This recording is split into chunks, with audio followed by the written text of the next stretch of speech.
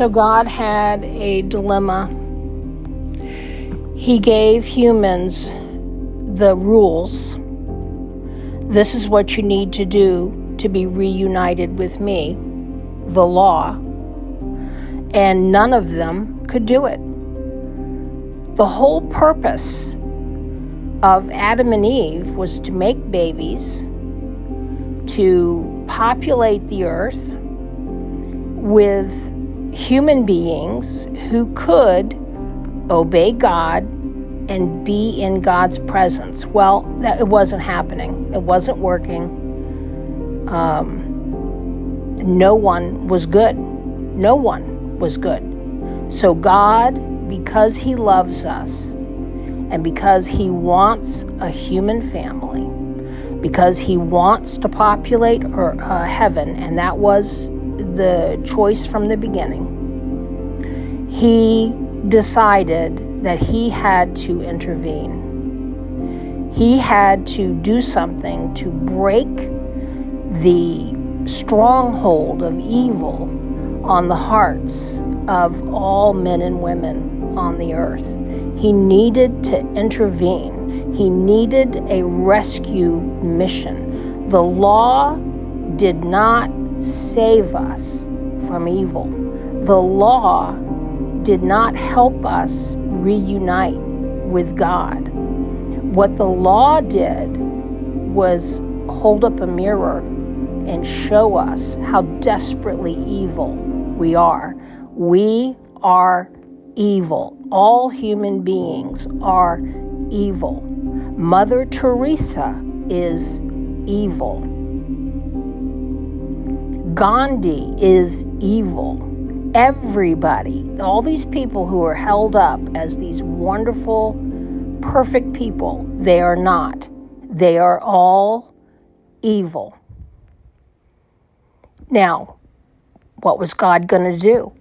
How was God going to intervene? He already gave rulership to man. God already tied His hands behind His back and said, I will not intervene. I will allow men and women to find their way back to me. I want them to come back to me, but I will not force any man or any woman to love me. I will not force anyone to obey me. They have to love me because they choose me and not for any other reason. He wanted real love. He wanted cooperation, full cooperation. He could have, God could kidnap us. He could beat us over the head. He could tie us up. He could force us to say what He wanted us to say. He's God. He can do whatever He wants. But He wants us to have free will. He wants us to have choice. He wants us to have Him because we choose Him, not because He's imprisoned us in His weird fantasy of what love is.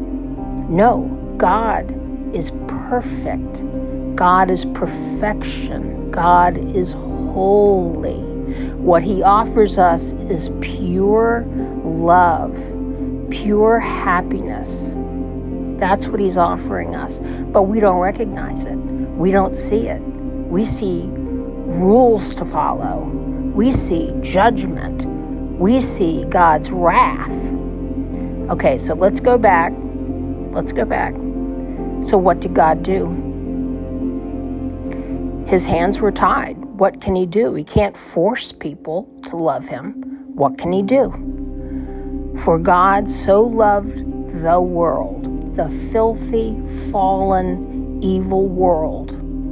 Because He loved us so much, He personally was born into the world as a child. He gave His only begotten Son, Jesus. God entered into the world and was born as a baby in a manger in Bethlehem. And He made sure that all the Jewish people knew that He was coming, knew that he was coming. This was prophesied. This was not a surprise. He prepared them.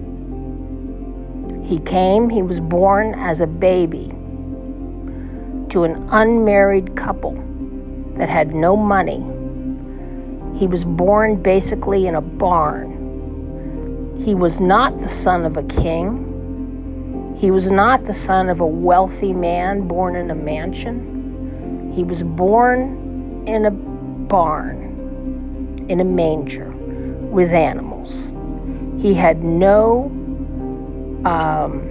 advantages, no earthly advantages. His parents were not famous, they weren't rich, they weren't special in any way.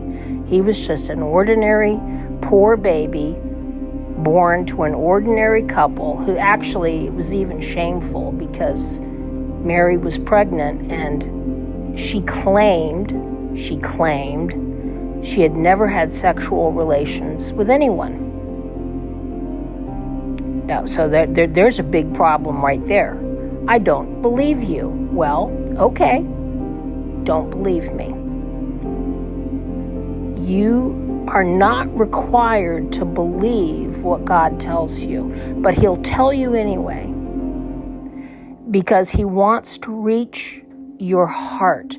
He wants you to choose him. So here's what he did. He came into the body of a child and he grew up from a baby to a toddler to a child to a teen to a man.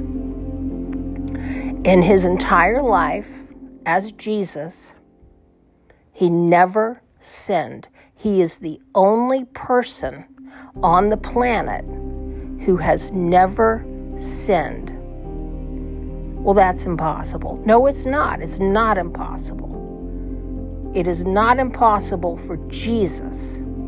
It might be impossible for you. It's definitely impossible for me.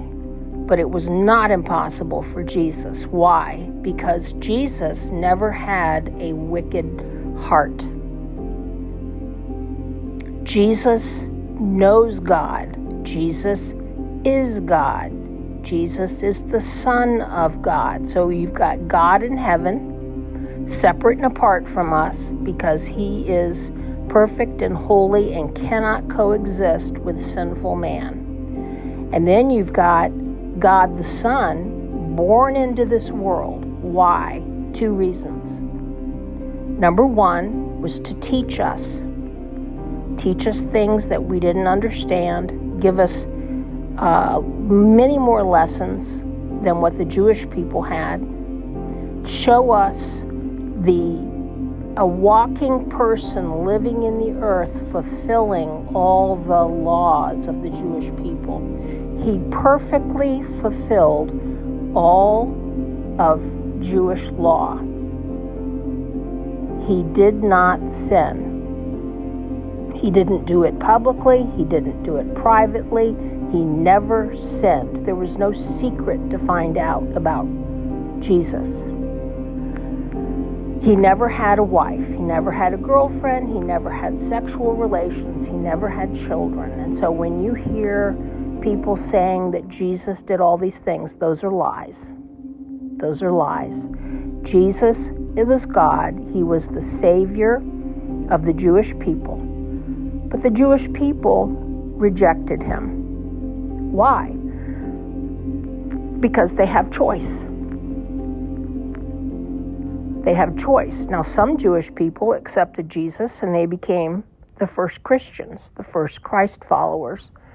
But most of them rejected him, and he was saying things that was above and beyond what they knew, and therefore, in their minds, that was bad.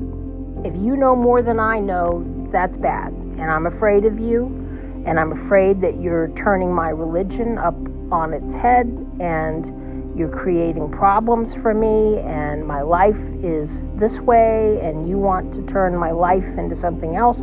I reject you. I'm not doing it. Get out of my face. Get away. And then they mocked him and said things about him and tried to tear apart his ministry.